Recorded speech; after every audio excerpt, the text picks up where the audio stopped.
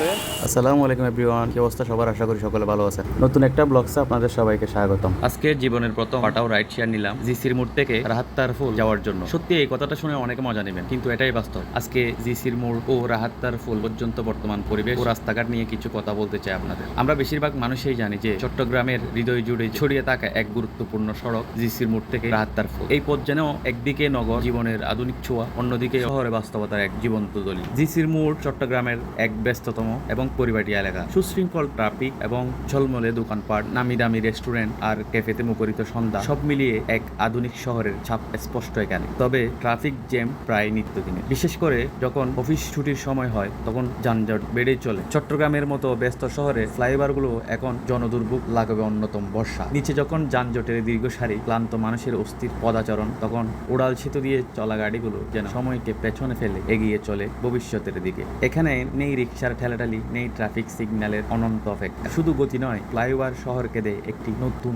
দৃষ্টিভঙ্গিও।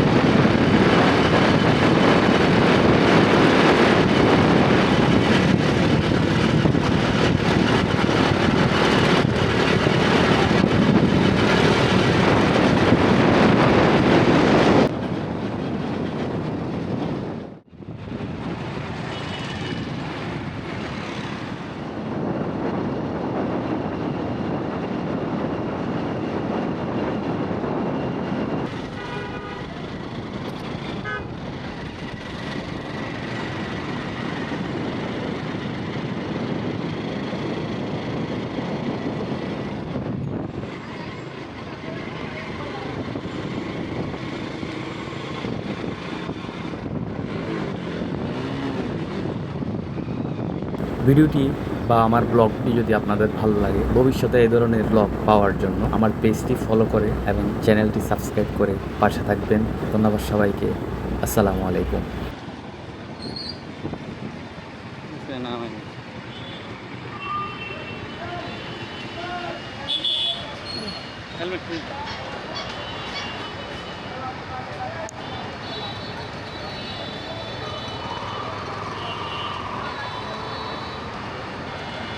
ঠিক আছে,